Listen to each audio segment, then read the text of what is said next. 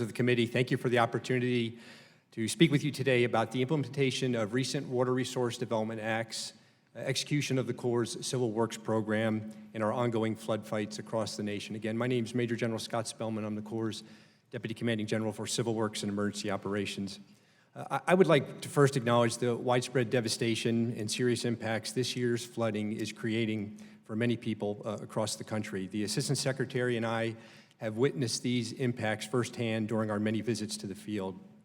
Throughout, our Corps personnel have been working tirelessly to help mitigate the effects of these events by providing assistance to states and local communities. This year's flood season continues to challenge many federal and state agencies as well as many local governments. At our highest point, we had over 400 river gauges indicating flood stage across the country and over 183 reported ice jams in our nation's rivers.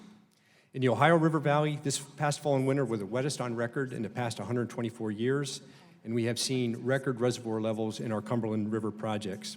Our personnel in this region have been in the flood fight for over 200 days and counting. Our Mississippi Valley Division has been in the flood fighting on the Mississippi River for the past 260 days and will continue at least for the next several weeks.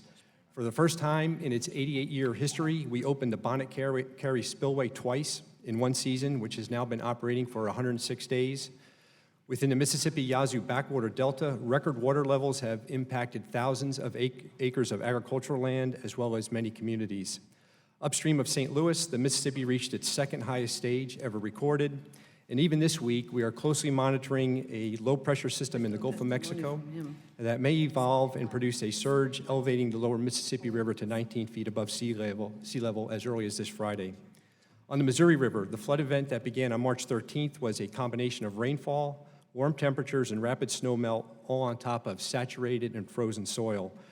This condition covered a large area, including central and western Nebraska, southeastern South Dakota, western Iowa, and portions of northern Missouri and Kansas. The ensuing runoff drained into uncontrolled tributaries that were already subject to ice jam conditions, as I mentioned.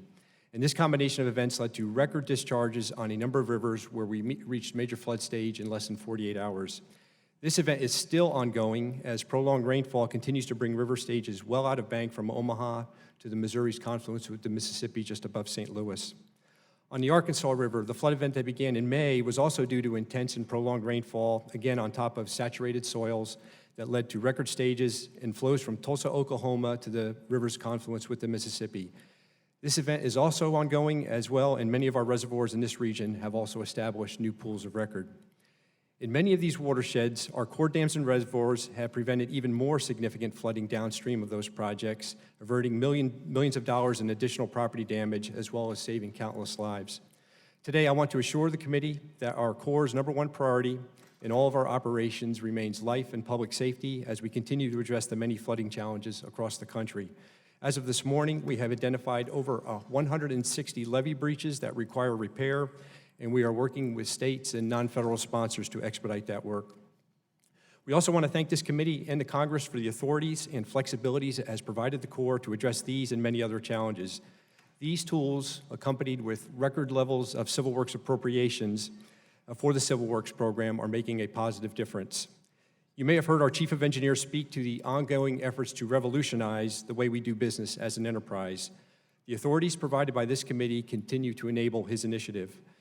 We are working to modernize the traditional delivery of the Civil Works Program by utilizing innovative tools to accelerate project delivery, exploring alternative financing approaches, and streamlining our internal processes to improve permitting and regulatory actions. I look forward to highlighting these improvements to our project delivery during our session today and welcome any questions that you may have. Thank you.